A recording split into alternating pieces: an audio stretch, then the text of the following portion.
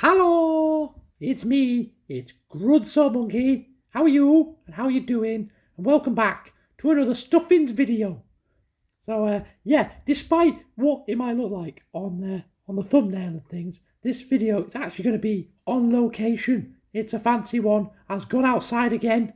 We're going to do the montaging and the voiceover and the things. But yeah, so not so long ago, I had the opportunity to go and visit Manchester Museum. Very exciting. Very exciting. Oh, a bit Welsh there. Bit Welsh. Very exciting. But yes, Manchester Museum, I went to go and visit, and I want to show you all the things I went to see. You may notice I'm recording this intro from my regular studio though. That's because I forgot to take a good picture of myself actually at the museum. But the thumbnail, just spoiler alert, the thumbnail was taken at like 5:45 in the morning by our good friend Mr. JDub, and he superimposed my face over the top. So yeah, that's what Manchester Museum looks like on the outside. Let's go have a look from the inside. Roll the montage. Okay, so first of all, before we get started with these pictures, I'd like to point out I am not a professional photographer. I have very little arms, it's very difficult to take selfies, and I just doing my best, okay? Right, so this first picture, and also the picture that it fades into, these are all tiny little statues from Egypt, and they all depict different types of sarcophagi, and then this here, this is a full-sized sarcophagus that somebody would have been buried in. Here is my impression of the person who has been buried. Yes, that's what that is. Here we have a lovely Egyptian bust of a person who I have no idea who this is, but it's a very nice piece of artwork. It's very, very nice, very nice.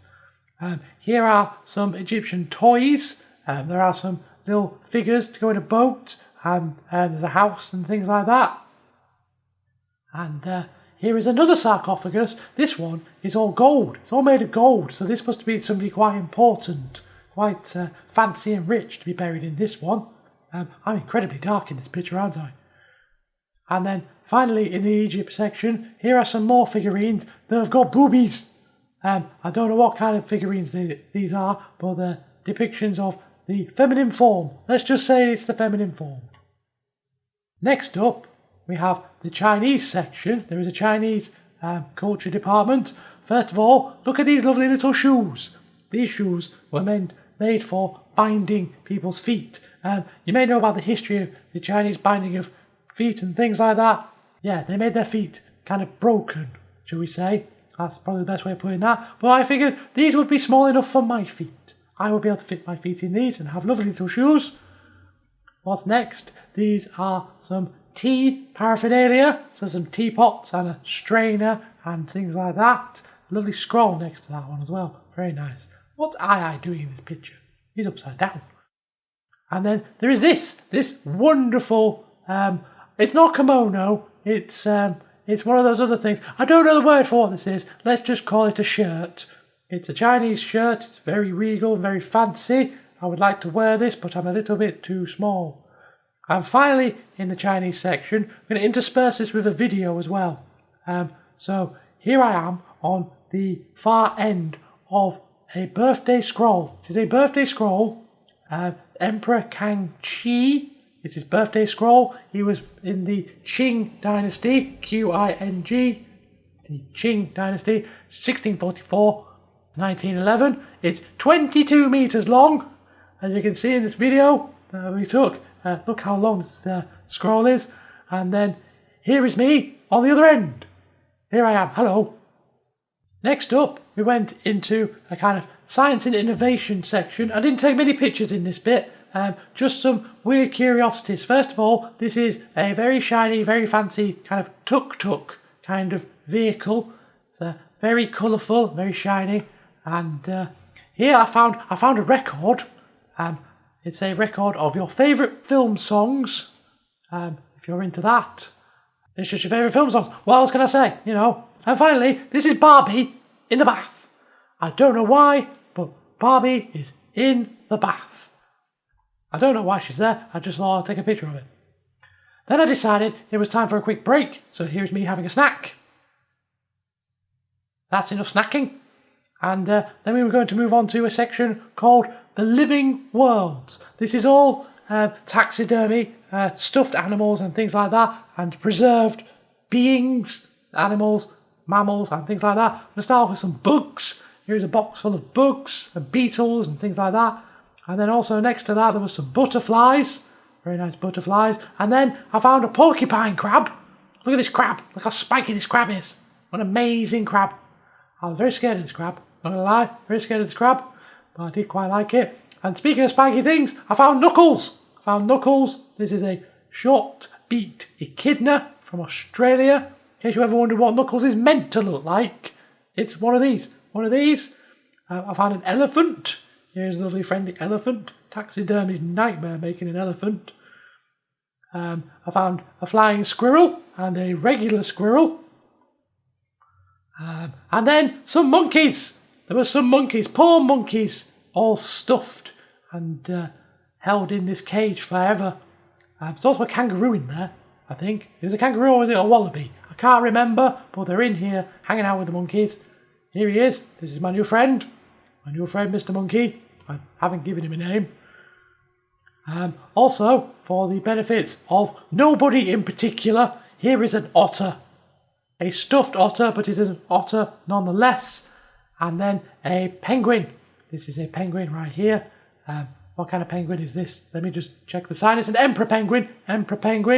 Anyway, let's move on to a bit I didn't even know was in the museum when I visited. And that's a vivarium. Fancy.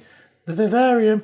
I should point out, the animals depicted in this section are all alive. They're actual real animals. They're living in the museum. They're looked after by a little kind of, not a zookeeper, I suppose a vivarium keeper, who makes sure they get the correct sunlight and they get fed properly and all those kind of things. Here we have, as you can see on the side, a green tree monitor, a lovely friendly lizard friend. And in here we have some tree frogs. It's mostly frogs, I should point out, in the vivarium. Mostly frogs. There's a green tree frog hanging out on the leaves there. Hopefully you can see him. If you can't, he's kind of at the top of the bush, above the orangey stones on the right hand side.